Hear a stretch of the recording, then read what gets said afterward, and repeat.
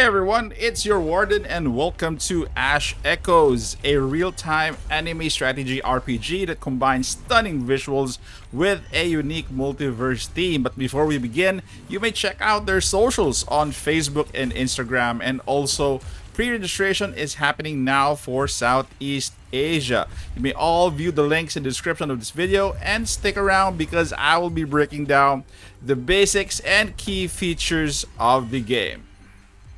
Speaking of characters, guys, we call them Echomancers, and let's start off with Lydia. She is a ranger and lightning element. So above that is going to be their class as well, and her element. For your class, we have 7 classes, and for element, we do have fire, ice, water, wind, lightning, and physical. Both element and class should be considered when you're doing battle or you're building your team.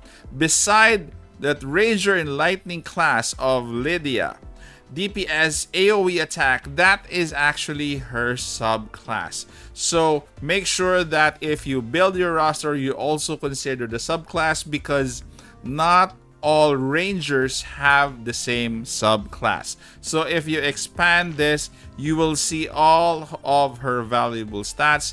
The main stats that I think you should consider is going to be Vit, which is going to be Vitality, Defense, Attack, MST or Mastery, then TRM or Terminal.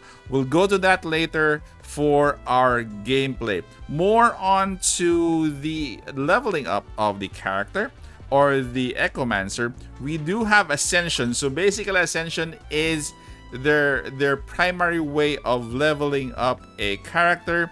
You actually have a lock on a certain level if you haven't reached the ideal officer level. For me, I cannot have her at S4 because I haven't reached officer level 30 yet. So that is your cap. Moving on to her combat skills. So she has 4 skills in total. The first one on the bottom is going to be her basic attack. So basic attacks, usually they attack in an instant. You don't need to give them commands. They will attack based on their protocol or basically on their class as well. Next up is actually their seed. Seed is actually going to be copies of a certain character. If you have another copy, then you'll go to level 1 and so on and so forth. Right now, she is at level 1 with 2, 3, 4, 5 locked for now. So as you move forward, each of the seeds will unlock additional skills to the character themselves. Okay, so also going back to the combat skill, we do have an auto attack skill here. So basically, again, with the word auto, the character or the Echomancer does this automatically as soon as the cooldown is going to be finished.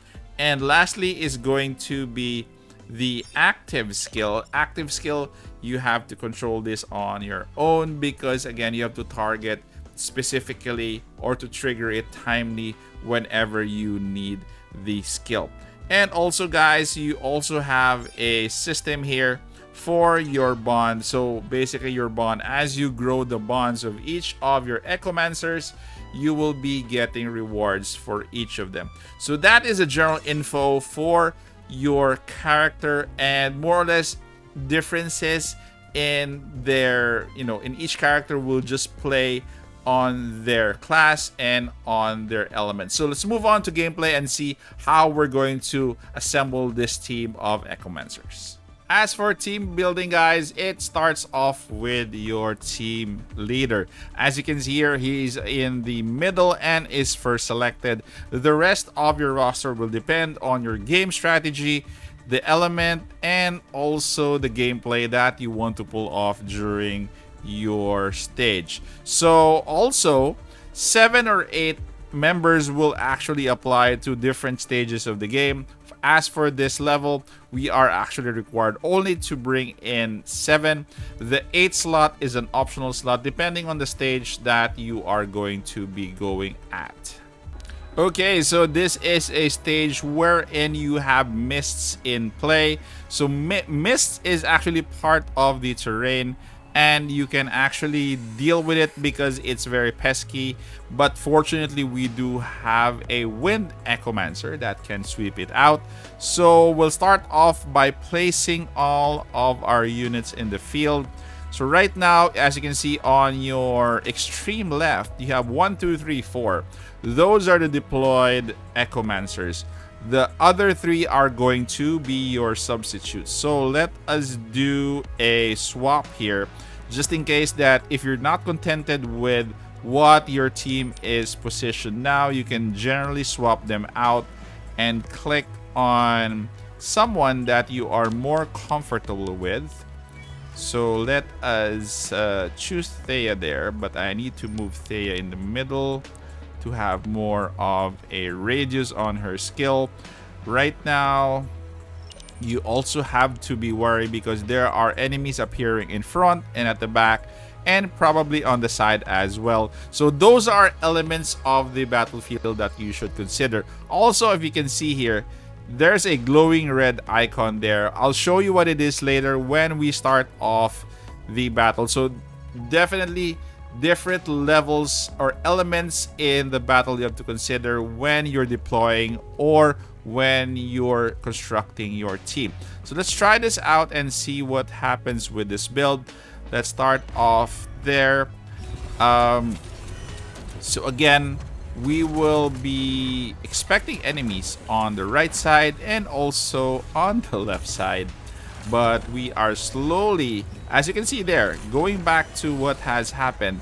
There are certain combinations in terms of elements that you should consider as well.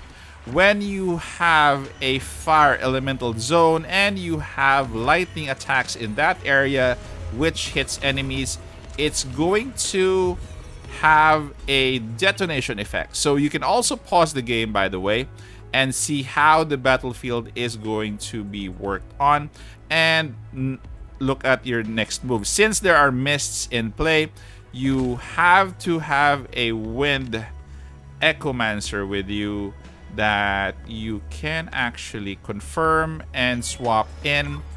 So as you can see there, you can swap in a Wind Echomancer and blow out.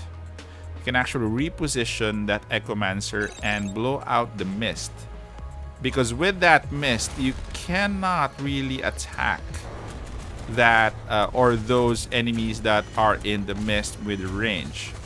So right now we are trying to make sure that we are protected at the front and at the back. So again, it's really good that you have a Wind Echomancer when there are mists involved in a certain battle. Again, I'm on auto and ×2 speed. So also you consider this, the bottom left is going to be your terminal.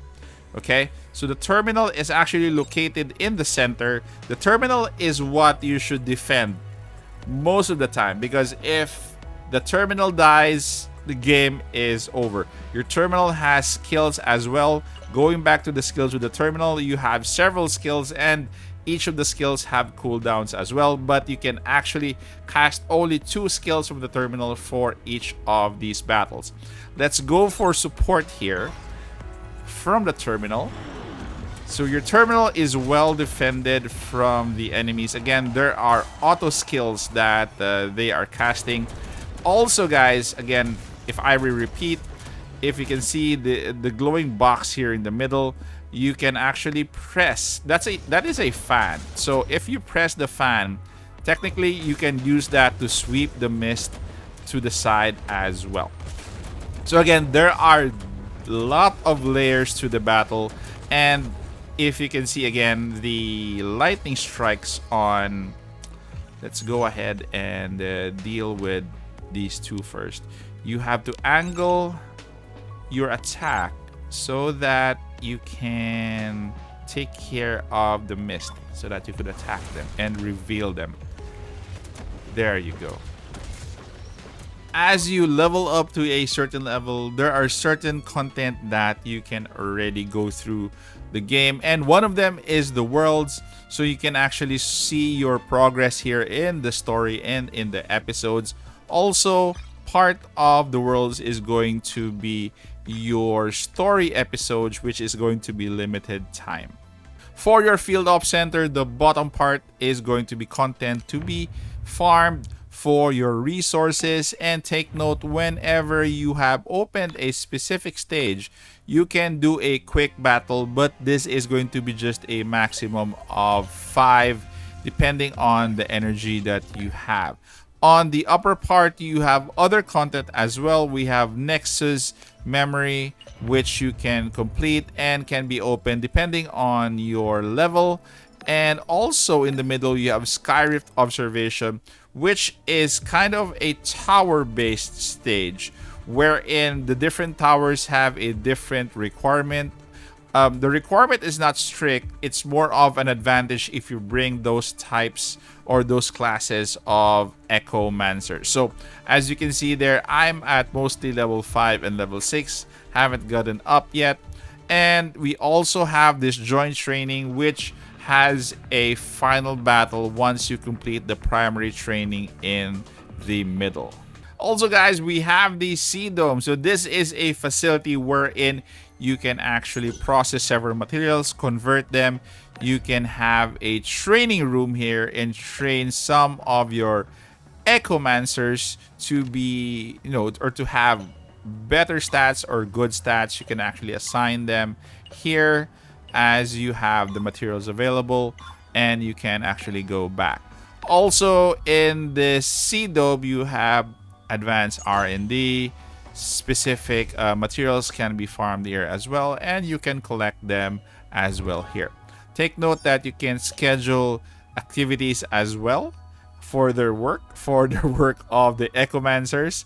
So that is the Sea Dome. Basically, this is an additional aspect of the game where you can farm resources, train your Echomancers, and convert some of the resources that you have.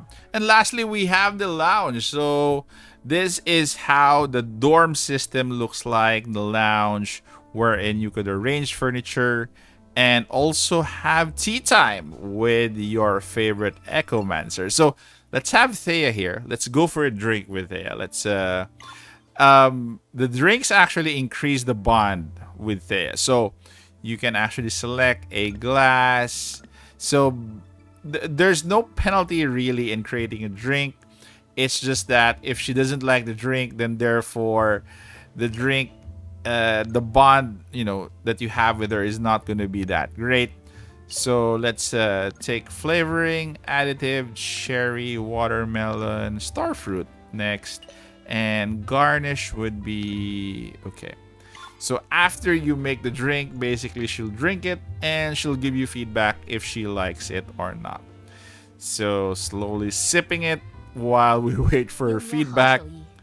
And I'm not sure what she said. It's a number, but more or less, if you get my drift, that is the lounge and tea time. Again, more options I think in the future to come. So you have baseball dart, and these are mini games actually that you can actually play with your Echomancers as well. Okay guys, as for the gacha, we have 2 types of gacha. We have one for your Echomancer and also one for your traces. Traces basically give you some stats depending on the type of trace that it is. So this one is a defensive trace, which gives you more buffs for defense. Going back to your Echomancer gacha, so we have some extra gachas here for us to pull. But before that, if you look down your left hand side, there is a threshold for a select reward. So take note, when you reach the threshold, you can actually select one of these 6-star Echomancer. So without further ado, let's start off with these pulls. So that is 10. You actually swipe it here going forward. The yellow is basically a 5-star, and your purple or blue is going to be your 4-star. So if you click on each of the images here, it will be revealed that you have received them. You can actually skip all of these animations and just go straight to the 5-star that you got. So just confirm this. Let us do one more set of 10 pulls, or probably just finish these off. So let's do this. Let's do some 10 more. So again, it's going to be 5 gacha. 5-star gacha for this pull. I have 2 for this pull. So let's start off with the 4-star here. Most of the 4 stars I already have. So I need copies of the 5 stars for this game. So this is... Ooh. Oh, this is a new one. Sambeka. So that is nice and additional to my collection. So the last gacha, the last 10 pull we will do again for this banner. So again, it's going to be 5-star pull again, but I don't really mind because I need multiple. No, I only have one 5-star gacha, so it's not a problem. Let's open these and hopefully I get a new one, which I think I have. Wow, nice. So that adds on to my collection, and there we go for your Echo Mancer gacha. Let's do some traces here. We have guaranteed SSR 5-star already, 6-star at the bottom, as you can see here with 15 pulls. So let's do probably 5 pulls for this banner here, and let's see what I have. This one is a 4-star. Let's just do and finish off what I have. This is for the 3rd pull. Oh, it's a yellow one. It's a 5-star trace, which is new as well. And this is... no, this is the last one. This is the 4th one, which is a low rarity, and this is the last one.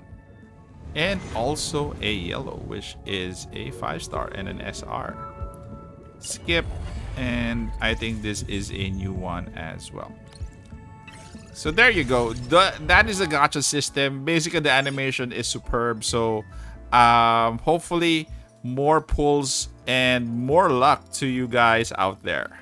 So that is a quick overview of Ash Echoes, but before we end, let's take a look at our pre-registration milestones. So it starts at 100,000 up to 250, up to 500,000, and 1 million pre-registrations. Below is going to be your follower milestone, which is going to be 50,000 followers up to 100,000 followers. Don't forget, the pre-registration links are in the description of this video. And if you've enjoyed this video, give a thumbs up, subscribe for more content, and let me know your thoughts in the comment section below. Thanks for watching. This is your Warden, and I'm out of here.